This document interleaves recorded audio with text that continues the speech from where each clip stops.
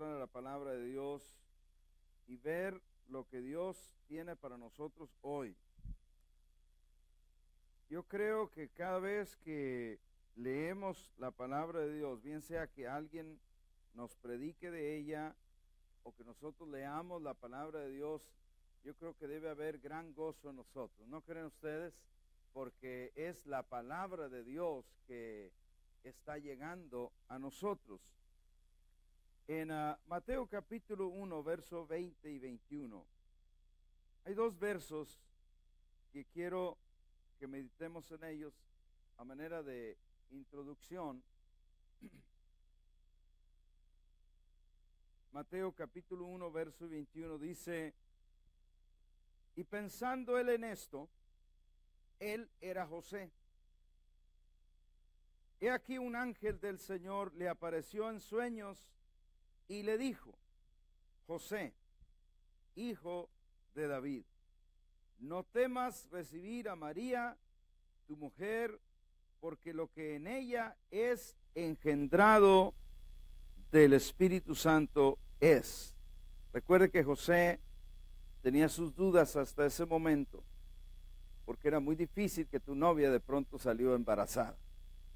Era tu prometida y de pronto se oyó que estaba embarazada. Eso casi en cualquier lugar, el novio normalmente abandona a la novia en el mejor de los casos, que era lo que José quería hacer, abandonarla secretamente. Pero el ángel viene aquí y le dice: no temas recibir a María, tu mujer, porque lo que en ella es engendrado del Espíritu Santo es. Verso 21. Y dará a luz un hijo, y llamarás su nombre Jesús. Todos digan Jesús. Ese era el nombre que debían de ponerle. Y le dice por qué. Porque él salvará a su pueblo de sus pecados. Yo le puse por título a la reflexión que vamos a meditar el día de hoy: nació para salvarnos. Así de sencillito. Nació, porque todos sabemos que nació, todos estamos seguros que nació, aunque no lo vimos con nuestros ojos, lo creemos. Creemos a las pruebas, creemos a los escritos, creemos a las profecías, creemos a los lugares históricos, creemos a su palabra. Entonces, él es seguro que nació, pero nació para salvarnos. Esa era la misión que Jesucristo traía desde el principio. Y por eso, mis amados hermanos, es importantísimo que el énfasis en el tiempo de Navidad no sea sobre el niñito Jesús. Porque si es cierto que celebramos que nació como un bebé, ese fue solo el principio, y Jesús no se quedó como un bebé. Amén. Ese fue su comienzo aquí en la tierra. Pero lo que debe ser el énfasis para nosotros es que ese bebé era Dios mismo. Fíjese cómo está la cosa. Que ese bebé era Dios y que ese bebé nació, creció, obedeció, cumplió el propósito que Dios le había dado y luego nos redimió, que aquí es la parte más importante. Porque si solo hubiera nacido y se hubiera hecho toda esta celebración, pero no hubiera llegado a hacer la redención por nosotros, entonces Jesús fuera solamente un personaje histórico, muy bello, muy bueno, hubo ángeles, pero él tenía que llegar hasta la redención. Entonces, ponga en su mente, en su corazón, ese título: nació para salvarnos, porque esa es la clave en esta mañana. Número 1, primer punto de mi mensaje, vemos a Jesús, el niño que crece. En Lucas capítulo 2, por favor, versos 40 y 42. Si me acompaña, Lucas capítulo 2, Jesús, el niño que crece. Dice 40 al 42. Y el niño crecía y se fortalecía y se llenaba de sabiduría, y la gracia de Dios era sobre él. ¿Qué es lo que estaba sobre él? ¿Cuántos han visto un niño muy gracioso? ¿Han visto algunos niños muy graciosos? De hecho, todos los papás decimos que mis niños son bien graciosos, ¿verdad?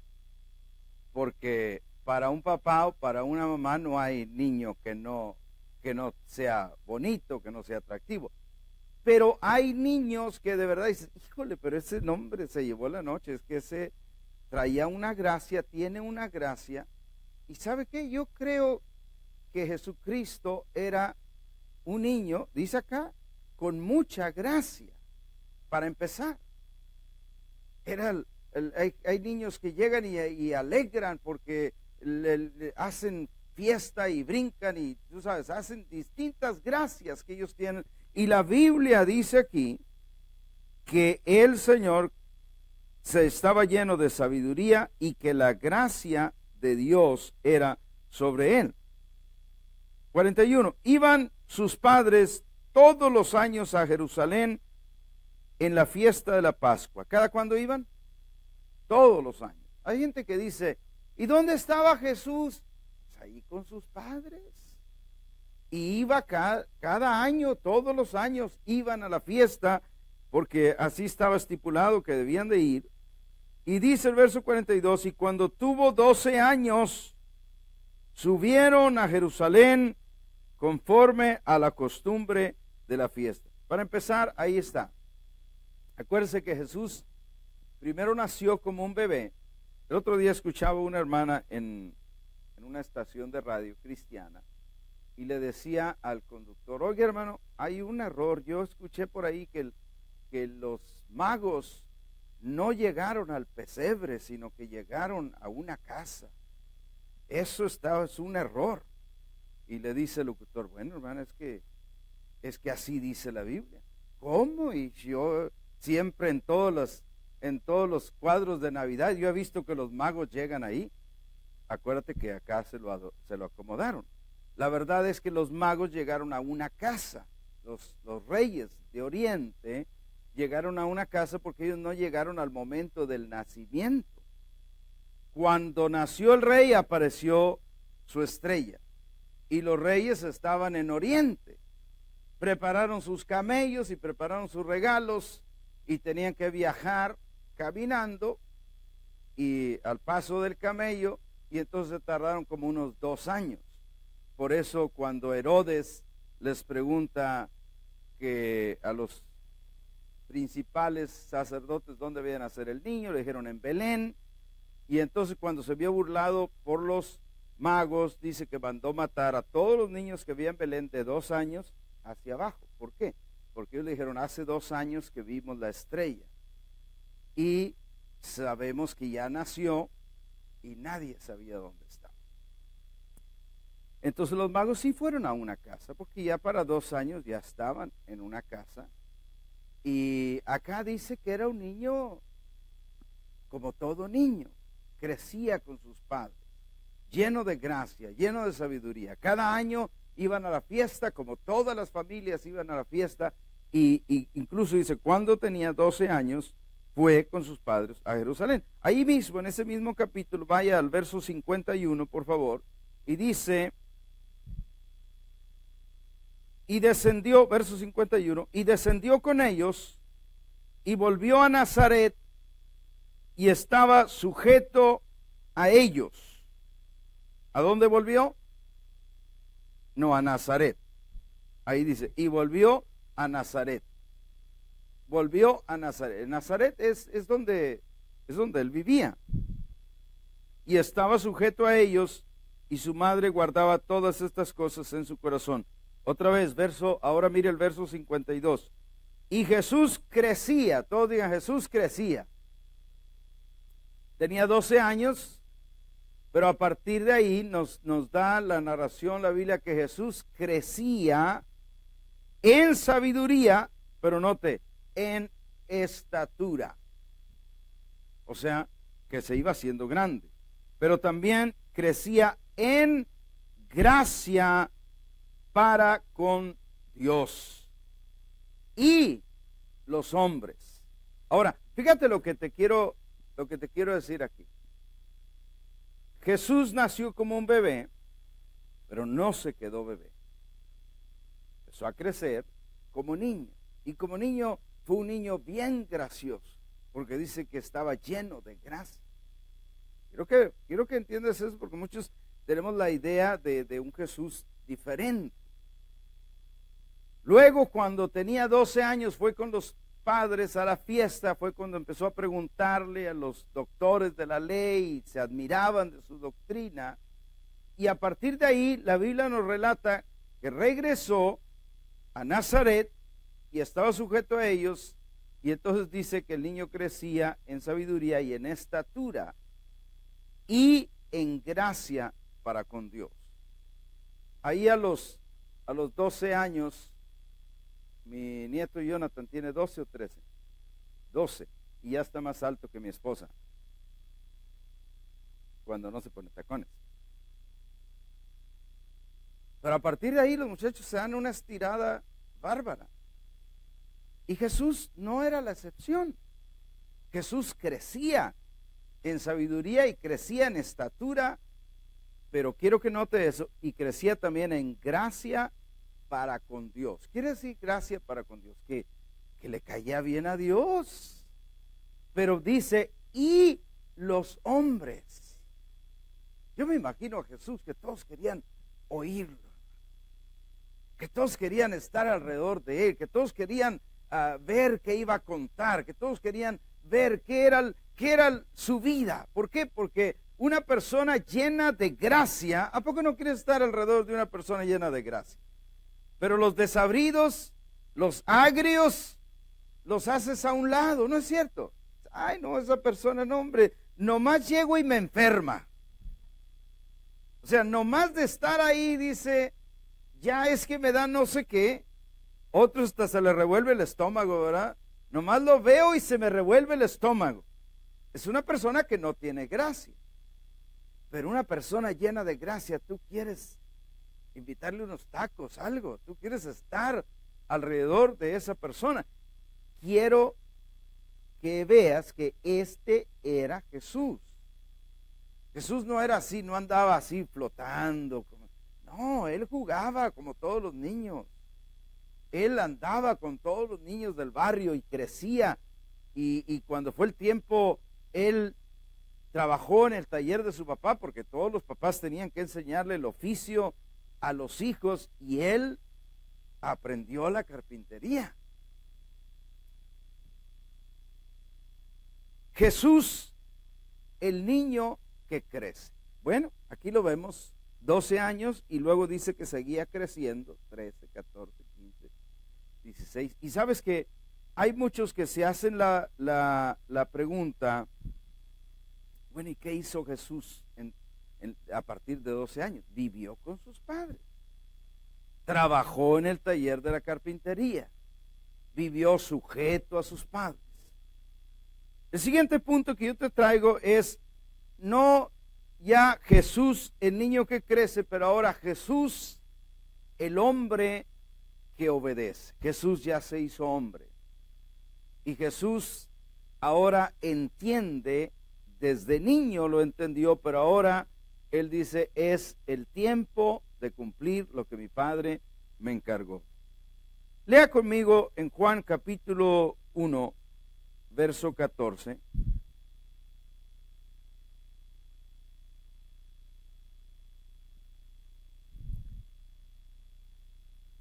San Juan 1. Y antes de leer el 14, vamos a leer el 1, si me haces favor también, para tomar la idea más precisa.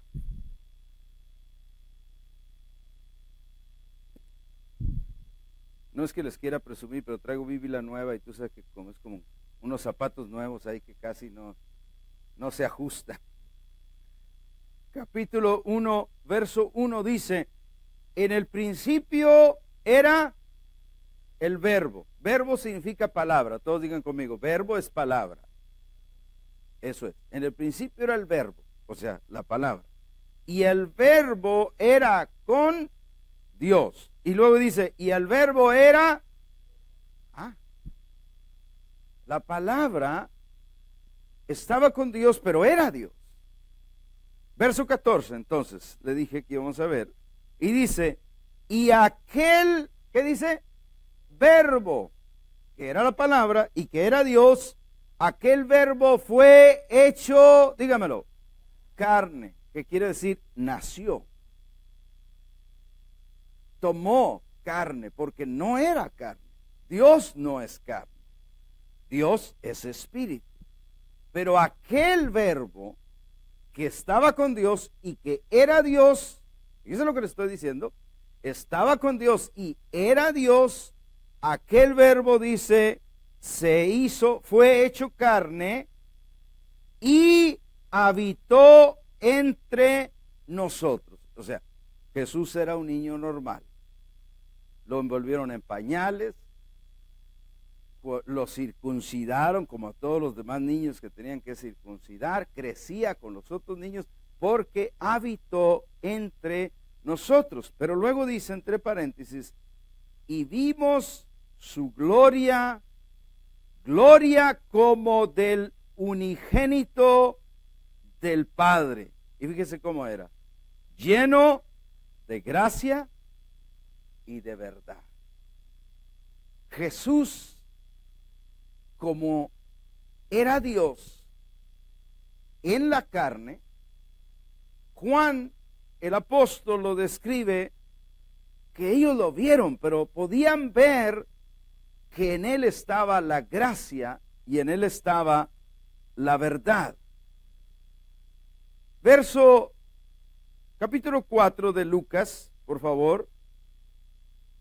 Jesús como hombre, vamos a leer del verso 16 hasta el 19 de Lucas 4. Como hombre, un día fue a la sinagoga.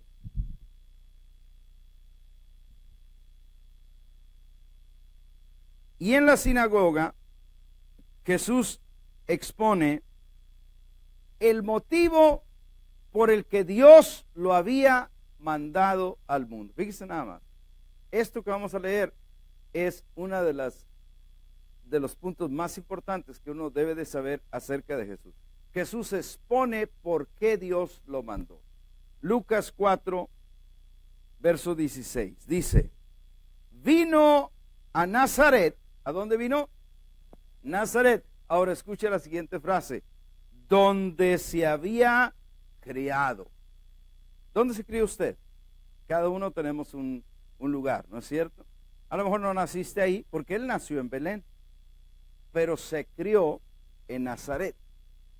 Yo nací en Rosita, pero me crié en Allende. Y cada uno tenemos el lugar donde nosotros nos hemos criado. Y Jesús fue criado en ese lugar. O sea, para la gente que dice, no, y que quién sabe dónde andaría y que se fue con los monjes. No, se fue con los monjes. Se fue con su papá a trabajar. Era un trabajador y estaba trabajando. Y aquí dice, vino a Nazaret donde se había criado. Y en el día de reposo, escuche porque aquí va a escuchar importante información acerca de Jesús. Y en el día de reposo, ¿qué día ese era? Para ellos era el sábado, el día que toda la gente descansaba. Y el día de reposo, dice, entró en la sinagoga, haga de cuenta que es decir, era la church, era la iglesia. Era el lugar donde se reunía la gente para adorar a Dios. Entró en la sinagoga, pero luego la parte que sigue es clave. Dice, conforme ¿a qué? A su costumbre. ¿Cuál era la costumbre de Jesús? Ir a la sinagoga. Y luego dice no solamente eso, y se levantó a leer. Era su costumbre ir a la sinagoga. Jesús no era de los que faltaban, no, era de los primeros que llegaban. ¿Por qué? Porque Jesús es el ejemplo en todo. ¿Alguien puede decir amén? Y dice que se levantó a leer. Verso 17. Y se le dio el libro del profeta Isaías, y habiendo abierto el libro, halló el lugar donde estaba escrito. O sea, Jesús se fue por todo el pergamino, por todo el libro, y halló. Y dijo, esto es. Y entonces fíjese lo que dice. Halló el lugar donde estaba escrito. El Espíritu del Señor está sobre mí, por cuanto me ha ungido para dar buenas nuevas a los pobres. ¿Cuántos se alegran de eso? Buenas nuevas es que ya no tienes que estar amolado, que ya Dios descendió para bendecirte, para llenarte de todo bien. Yo recibo eso, no sé si alguien más lo recibe en este día. Buenas nuevas a los pobres. Aparte dice, me ha enviado a sanar a los quebrantados de corazón. ¿Quién es un quebrantado de corazón? Es la persona que lo han herido, ¿no es cierto? Que ha sufrido un dolor, que ha pasado por un proceso muy difícil, o que lo han traicionado, o que se le ha muerto algún familiar, especialmente de una muerte trágica que no le esperabas y que fue repentina. Y Jesús dice, Él me envió, Dios me envió para sanar a los quebrantados de corazón. Yo siento que Dios le está hablando a alguien en este día, a alguien que tiene corazón quebrantado, y Dios te está diciendo, yo vine para sanar. Yo vine para sanarte ese corazón, porque mientras el corazón está quebrantado, afuera tú pones una máscara, tú pones como una careta y aparentas que todo está bien, pero no está bien. Hay un quebrantamiento en el corazón, hay un dolor, hay una herida, y Jesús vino para sanar esa herida. Gloria a Dios. También dice, yo vine a pregonar libertad a los cautivos. Libertad a los cautivos es cautivos de cualquier cosa, cautivos del pecado, cautivos de vicios, cautivos de adicciones, cautivos de temores, cautivos de todo lo que nos pueda llevar a hacernos prisioneros o cautivos. Jesús dice, yo vine a libertarte y a proclamarte que ya eres libre. Y es por eso que Jesús proclama que ya somos libres, pero cada uno tenemos que tomar esa palabra y decir, yo decido salir. Amén. Y dice, y vista a los ciegos. Él sanó a muchos ciegos cuando estuvo aquí en la tierra. Pero yo creo que la vista que habla aquí no habla solo de la vista física, sino que te acuerdas que él le dijo mucho a los fariseos, guías ciegos que están guiando a otra gente, y entonces todos van a caer al pozo, porque un ciego guiando a otro ciego, ¿a dónde vas a ir? Yo creo con todo mi corazón que la vista principal que él está hablando aquí es la vista espiritual. Esa vista que muy seguido cuando nos invitan a la iglesia, y es las primeras veces que nos están invitando, no podemos ver lo que nos están diciendo, porque no tenemos vista espiritual. Y Jesús dice, yo vine a dar vista a los ciegos. Yo declaro que Él me dio vista a mí, y que cuando yo me le escondía al pastor Vera, cuando me iba a buscar, era porque no tenía la vista espiritual. Pero hoy tengo esa vista. ¿Cuántos tienen esa vista espiritual? Él vino a hacer eso. Él vino a hacerlo. Y luego dice, a poner en libertad a los oprimidos. Oprimidos por lo que sea. Lo que sea que te esté oprimiendo. Sabes que cada quien nos oprimimos por diferentes causas. A veces hasta son causas inventadas. Gente que se inventa enfermedades. ¿No ha oído de ellos? Me duele por acá, seguro que son los riñones. Y se empieza a poner triste y hasta hace su último testamento y todo. Amados, es que ya me siento muy mal, y te estás autodiagnosticando. Y al último era un aire atorado y nada más, y andabas ahí con el dolor y nada. ¿qué te oprime? Dice Jesús, yo vengo a poner en libertad a los oprimidos. Yo recibo la libertad de Jesús. Di conmigo, yo recibo la libertad de Jesús. Y luego dice en el verso 19, a predicar el año agradable del Señor. El año, ¿cómo te explico el año agradable del Señor? El año en que Dios ya no está enojado. El año en que Dios recibe a todo el que viene a Él. El año en que Dios abraza a todos los que vienen. ¿Cómo? En mi pueblo o en mi región, cada cierto, pues creo que era en febrero, porque le decían el día de la amistad. Entonces ya me acordé que es en febrero. Y entonces decían que había pase libre en el puente. Y todos los que no teníamos una tarjetita o un papel para cruzar a Estados Unidos, como íbamos cerquita, pase libre, imagínense, todos están, pásele. Y ya no, sí, hoy ya no, porque si lo hicieran hoy, imagínate, todos nos veníamos. Pero en aquel tiempo sí hacían pase libre. Haz de cuenta que era Estados Unidos decía, es el año agradable, pásenle. Y toda la gente venía a comprar y visitaba, y otros salían, pues se irían no sé hasta dónde, pero pase libre. Entonces Jesús aquí viene a proclamar el año, ahí está otra versión, del favor del Señor. Gracias, producción, me ayudan. El favor, el año del favor del Señor. ¿Te acuerdas cuando alguien iba a pedirle algo al rey y dice, y a ver si hallo el favor del rey? Y de pronto llegaba y el rey le concedía todo lo que quería, y eso era hallar el favor del rey. Bueno, aquí Jesús viene a proclamar que este es el año en el que Dios concede todo su favor a todos los que le buscan. ¿No es eso grandioso, hermano? Y uno dice, pastor, pero ¿y cuál año? El año en que estamos viviendo. Porque empezó, estos son los últimos tiempos. Desde que Jesús vino, estamos viviendo en los últimos tiempos, porque la Biblia dice, Dios en Hebreos, habiendo hablado de muchas formas y muchas veces por los profetas, ahora en estos últimos tiempos nos ha hablado por el Hijo.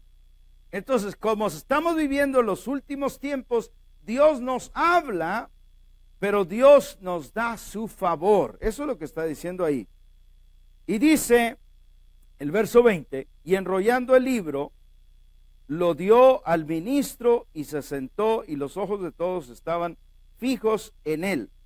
Y el verso 21 aquí es clave, porque dice, y comenzó a decirles, hoy, todos digan, hoy. Él mencionó ahí ese día, hoy se ha cumplido esta escritura, y fíjese, delante de vosotros. Él dijo, eso que se escribió, ellos lo habían leído muchos años. Ellos leían ese pasaje y decían, un día va a venir el que Dios va a enviar, un día va a venir el que va a libertar, un día va a venir el que va a traer el favor de Dios, un día va a venir el que va a sanar. Y Jesús lo lee y les dice, hoy se ha cumplido esa escritura. El que de la escritura hablaba está aquí delante de ustedes. Gloria a Dios. Jesús, el hombre que obedece. Y Jesús cumplió su propósito. Todo lo que el Padre le encargó, eso hizo. Y finalmente mi punto número 3 dice, Jesús, el Redentor que salva. No solamente Jesús, el niño que crece, Jesús, el hombre que obedece, pero Jesús, el Redentor que salva. Filipenses capítulo 2, por favor, versos 5 al 8.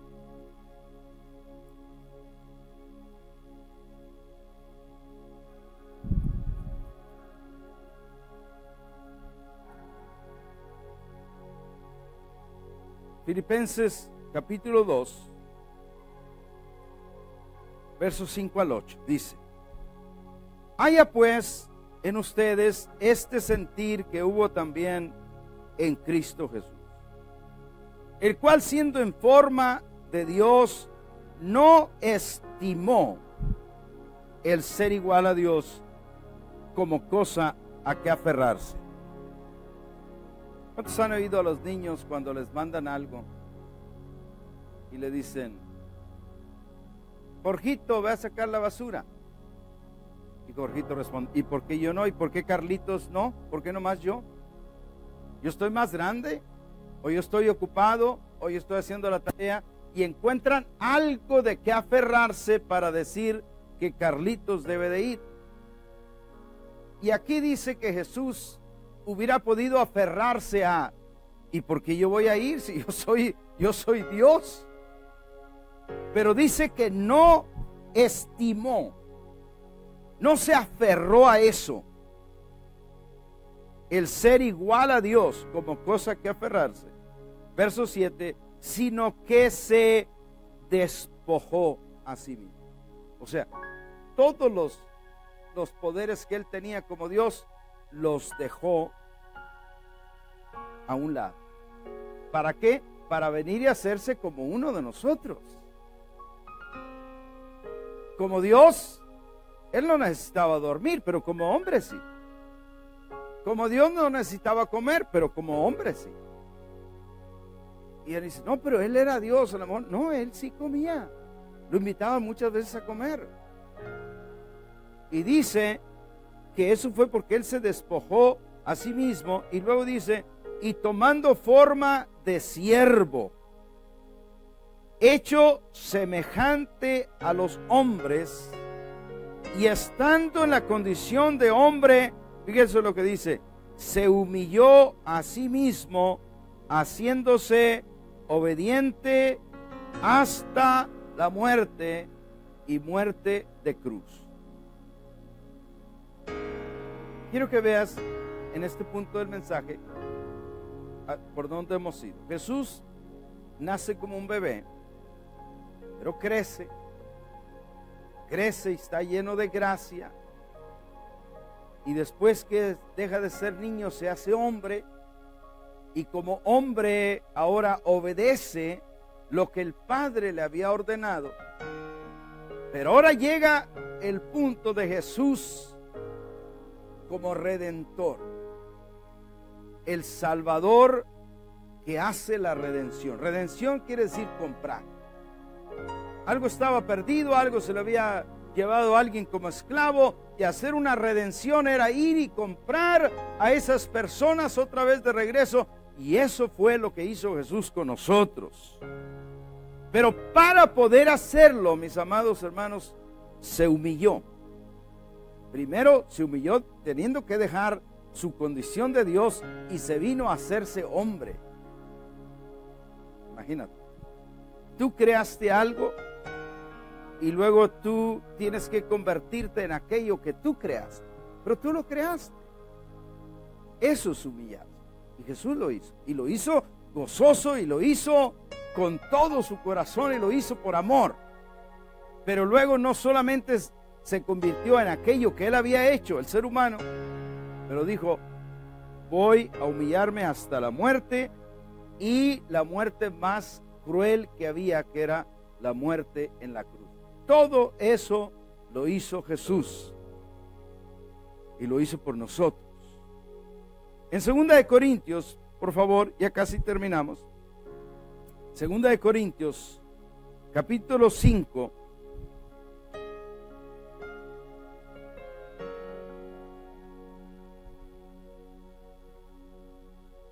Segunda de Corintios capítulo 5, 18. ¿Te recuerdas que la semana pasada te prediqué del verso 17, donde decía: de modo que si alguno está en Cristo, nueva criatura es, las cosas viejas pasaron, aquí todas son hechas nuevas? Ahora mira el verso 18.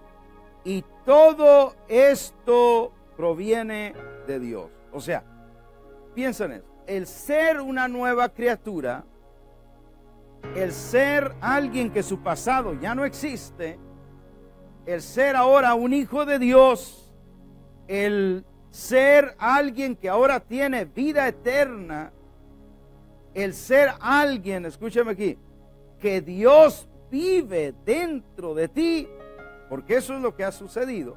Dice en el verso 18, todo eso proviene de Dios. No fue algo que tú escarbaste, que tú buscaste, que tú te esforzaste, no. Todo esto proviene de Dios. Dice, ¿quién nos reconcilió consigo mismo? Nos reconcilió porque Él quiso reconciliarnos y nos debía de reconciliar consigo mismo. Dice, por Cristo. Cristo fue el instrumento que el Padre usó para reconciliarnos con Él. ¿Cuántos se alegran de eso? Yo me alegro. Y nos dio el ministerio de la reconciliación. Verso 19. Que Dios estaba en Cristo reconciliando consigo al mundo. Escucha esto. No tomándoles en cuenta a los hombres sus pecados. Eso es muy grande. Eso es muy grande. Porque acá nosotros humanamente, si vemos que entrara alguien por la puerta y fuera un malhechor que nosotros conocíamos, que era un hombre muy malo, que había hecho esto y lo otro, tal vez nosotros íbamos a decir, ¿y ese por qué viene? Mira, ¿y ese para qué lo dejan entrar? Porque como humanos pensamos y decimos que alguien tiene derecho a qué, basado en la forma que vive, pero Dios vio todos los pecados que tú y yo habíamos hecho, todos, y dice que Él decidió no tomarle en cuenta a los hombres sus pecados. Fíjate eso, porque eso es clave ahí, lo cual quiere decir que yo me acerco a Dios, hermano, no en base a que soy bueno. Alguien dice, no, el pastor Medina es que él sí se pudo acercar a Dios porque era muy bueno. No, ninguno hay bueno, dijo Jesús, ¿se acuerda? No nos podemos acercar a Dios porque yo soy bueno, porque tú seas bueno, porque todos nos vio llenos de pecado y solo que Dios dijo, ay, no te fijes en los pecados, arrímalos como quiera, arrímalos, los vamos a limpiar. Es como cuando ves algo que alguien no le ve valor. Esta misma tierra que nos regalaron acá estaba llena de arbustos y de hierba y no parecía algo que valiera la pena. Pero cuando yo la vi, yo vi que valía la pena y se la pedí a Dios y Dios nos la regaló. ¿Cuántos se alegran? Y Dios ve lo mismo en nosotros. Tal vez es tu hijo, tu hija, tu familiar, que ahora tú mismo dices, ay, está bien perdido este. Y Dios no lo ve perdido. Porque Dios dice, no tomándoles en cuenta a los hombres sus pecados, y nos encargó a nosotros la palabra de la reconciliación. En Cristo Dios dijo, sí es cierto, tienen pecado. Y un ángel le dijo, Señor, tienen muchos pecados. Sí, tienen muchos. Pero todos se los vamos a quitar. ¡Aleluya! Y el arcángel dijo, ¿y cómo lo vas a hacer, Señor? Y él dijo, con la sangre del Cordero de Dios. Esa sangre del Cordero de Dios fue la que nos quitó todo pecado, amado hermano y hermana. Colosenses 1, 20 al 22. Aguánteme un par de minutos. Colosenses 1, 20 al 22 dice, por medio de Él, ¿quién es Él aquí? Diga Cristo. Por medio de Él, reconciliar consigo todas las cosas, las que están en la tierra como las que están en los cielos, haciendo la paz mediante la sangre de su cruz. Tú y yo, como teníamos muchos pecados, no podíamos tener paz con Dios. Pero Él, a través de Cristo, reconcilió todo y reconcilió a todos e hizo la paz por medio de la sangre del Cordero. Verso 21. Y ustedes también, que eran en otro tiempo extraños y enemigos en vuestra mente, haciendo malas obras, ahora, todos digan ahora, dígalo otra vez, ahora dice, los ha reconciliado. ¿Cuántos están reconciliados? ¿Cuántos saben que están reconciliados por el Cordero de Dios? Dice, a ustedes hacían malas obras, hacían cosas, eran enemigos de Dios, pero los ha reconciliado. Ahora, mira lo que te va a hacer mucho bien. Empezar a ver a tus amados que todavía no están en Cristo, empezar a verlos como Dios los ve. Eso te va a cambiar el mundo. Porque tú ves a tu hijo hoy y dices, ay, pero mi hijo está perdido, mi hijo no quiere, pero empiézalo a ver como un reconciliado por medio de la sangre de Cristo. Y cada vez que pase lo vas a bendecir y vas a decir, ahí va el reconciliado por la sangre de Cristo. ¿Y cuántos saben que tiene poder la bendición de un padre, de una madre sobre sus hijos? Tiene mucho poder. Y dice, verso 22, ¿cómo nos reconcilió?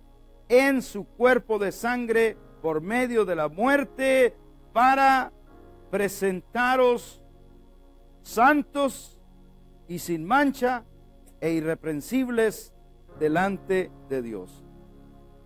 Fíjate lo que sucede aquí.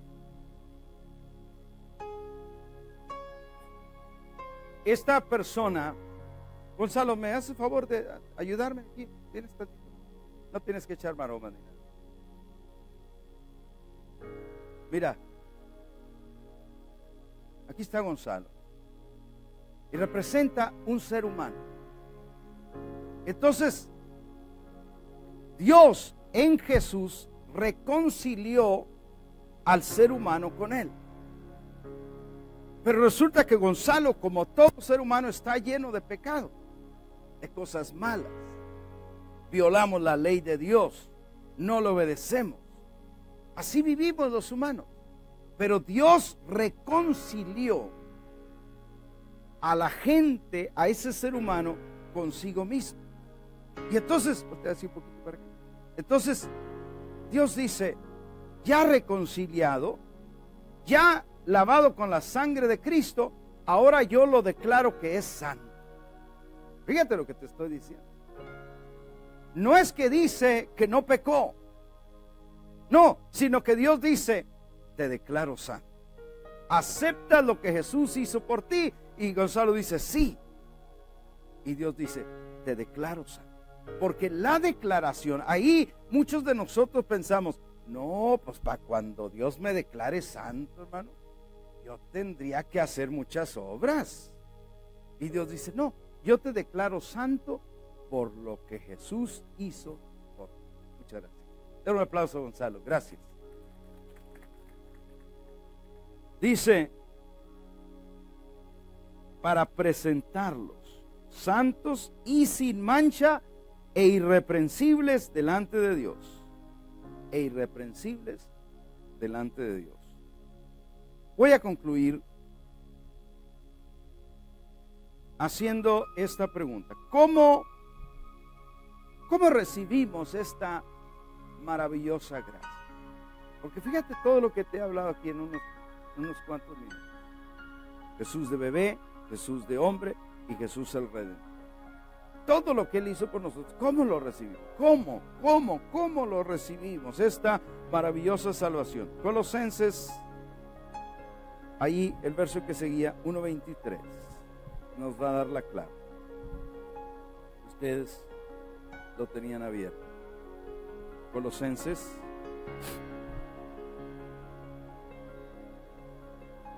1:23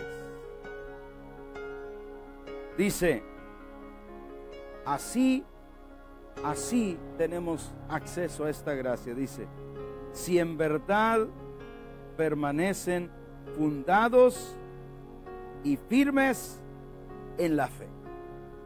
Fundados es establecidos. Y firme quiere decir que tu fe no varía. Una fe firme es una fe que no anda volando a veces muy alto y luego vuela muy bajo. Esa no es una fe firme. No, una fe firme es la que tomas lo que Él hizo por ti y no dudas. Caminas con esa fe. Si en verdad permanecen fundados y firmes en la fe y sin moverse de la esperanza del evangelio que habéis oído, el cual se predica en toda la creación que está debajo del cielo, del cual yo, Pablo, fui hecho ministro. Dice acá que el evangelio se predica. ¿Y sabes dónde se predica? Pues se predica en las iglesias. Y aquí te voy a decir esto. Las iglesias, ninguna iglesia puede salvar. Pero por el otro lado, ninguna persona fuera de la iglesia puede llegar a producir lo que Dios quiere que produzca.